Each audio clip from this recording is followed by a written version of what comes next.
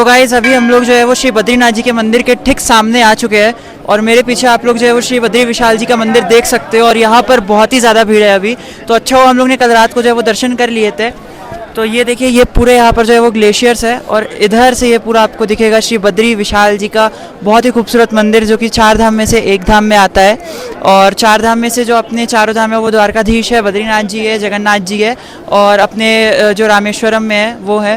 तो अभी हम लोग यहाँ पर है, थोड़ी देर है और यहाँ पर काफ़ी ज़्यादा जो है ना वो अच्छा लग रहा है, काफ़ी ज़्यादा पीस लग रही है। और इधर ही आप लोग देख सकते हैं पूरा जो है वो ये यहाँ नदी फ्लो हो रही है। तो नाना जो है वो पीछे बैठ गए हैं और उधर जाकर बैठ गए बिकॉज उनकी बिल्कुल हिम्मत नहीं हो रही थी यहाँ पर आने की। और मैं जो है वो यहाँ पर आया हूँ अभी। Sorry sorry sorry. तो गाइज़ ये आप लोग देख सकते हैं ये है पूरा बद्री विशाल जी का मंदिर और बहुत ही खूबसूरत जो है वो यहाँ पर दर्शन हो रहे हैं। और तो दोस्तों अभी सीन कुछ ऐसा है कि बद्रीनाथ में जो है वो हम लोग के सारे जो है वो अच्छे से दर्शन हो गए, बद्रीनाथ जी के भी हो गए, तप्त कुंड भी हो है और महाप्रभु जी की बैठक में भी हुआ है। तो अभी हम लोग जो है वो जा रहे हैं माना विलेज।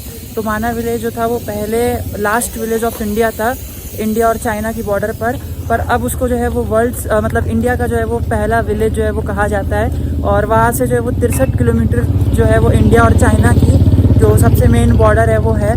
तो अभी हम लोग वहाँ जा रहे हैं और वहाँ पर ही व्यास गुफा भी है जहाँ पर वेद व्यास जी ने महाभारत लिखी थी और गणेश जी की भी वहाँ पर गुफा और सरस्वती नदी भी है जहाँ पर सिर्फ छोटी सी जो है वो वहीं पर सरस्वती नदी जी के जो है वो दर्शन होते हैं।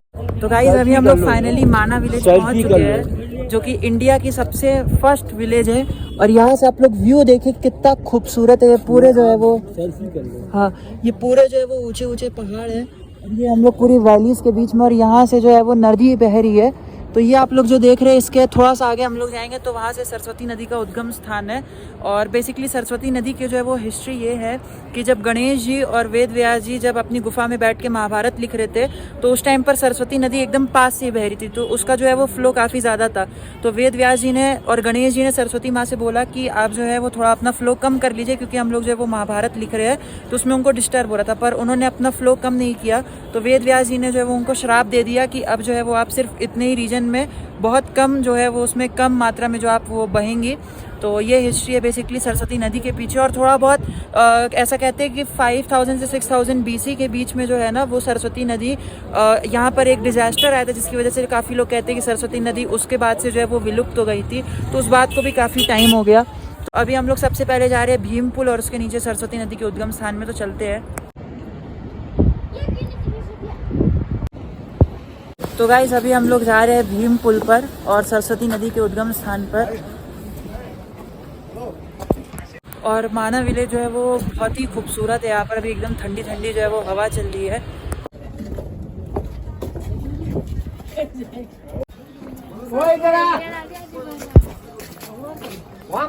तो गाइस अभी हम लोग फाइनली व्यास गुफा और गणेश गुफा में आ चुके हैं।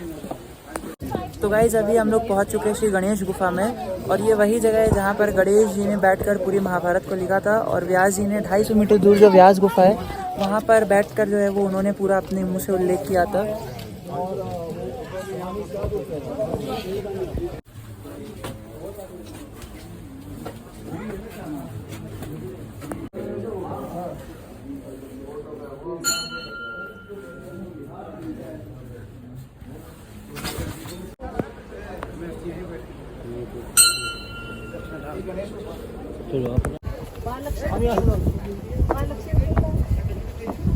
तो गाइस अभी हम लोग ने व्यास जी के मंदिर में दर्शन कर लिए और बहुत ही अच्छी जो है वो गुफा थी। और यहाँ से भाई नज़ारा देखो एकदम, जहाँ देखो उसी तरफ व्यू ही व्यू है, बहुत ही खूबसूरत जो है वो व्यू है। तो दोस्तों अभी हम लोग आ गए हैं माँ सरस्वती नदी के उद्गम स्थान पर और वो आप लोग जो गुफा देख रहे हैं वहाँ से जो है वो माँ सरस्वती निकलती हैं और ये नीचे जो है यहाँ पर जाकर विलुप्त हो जाती हैं। तो ऐसा कहते हैं इसके नीचे जो है वो पाताल लोक है और सिर्फ सरस्वती माँ के अगर आपको दर्शन करने हैं तो सिर्फ यहीं से जो है वो आप दर्शन कर सकते हैं क्योंकि सरस्वती माँ को जो है वो वेद व्यास का श्राप लगा था। तो इसी श्राप की वजह से जो है वो आपको सरस्वती माँ के सिर्फ यहीं पर जो है वो दर्शन करने को मिलेंगे। और ये है सरस्वती माँ का मंदिर और बहुत ही खूबसूरत जो है वो ये पूरा मंदिर है। और यहाँ पे एक धारा बह रही है जिसमें आप आचमन कर सकते हैं माँ सरस्वती का, क्योंकि नीचे तो जाना बिल्कुल पॉसिबल नहीं है। तो यहाँ पर ही वाटर फ्लो जो है वो हो रहा है जिसका आप आचमन कर सकते हो और बहुत ही खूबसूरत जो है वो पूरा यहाँ का दृश्य है। और ये आप लोग देख सकते हैं माँ सरस्वती एकदम दूध की तरह जो है वो ना वो इनका साफ एकदम पानी है और काफ़ी जो है वो फ्लो में निकलनी है। और ये इस जो आप देख रहे हैं ये होल, इसके अंदर जाती हैं और इसके बाद बड़े बड़े साइंटिस्टों ने इसके ऊपर रिसर्च की कि आखिर ये पानी कहाँ जाता है, पर उस रिसर्च में उसका कोई अंजाम नहीं निकला। आज की डेट में किसी को नहीं पता कि ये सरस्वती नदी का जो पानी यहाँ इसके नीचे जाता है ये एक्चुअली में कहाँ जाता है।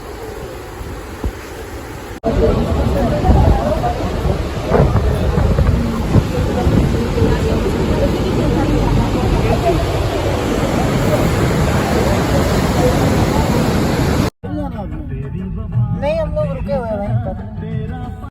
तो गाइज़ अभी हम लोग माना विलेज से फाइनली मैं और नाना जो है वो आ चुके हैं अपने होटल में, और यहाँ से जो है वो अभी हम लोग चेकआउट करके निकलने लगे हरिद्वार के लिए। तो पहले हम लोग को जो है वो प्लान था केदारनाथ जाने का, पर हम लोग के साथ जो लोग भैया लोग रुके हैं उन लोग ने बताया कि भाई केदारनाथ में बहुत ज़्यादा बर्फ़ पड़ रही है और भीड़ भी बहुत ज़्यादा है, तो इसलिए हम लोग केदारनाथ नहीं जा रहे। हम लोग बल्कि हरिद्वार में सोच रहे हैं कि 2-3 दिन का वहाँ पे स्टे करके आराम से जो है वो घूम लेंगे।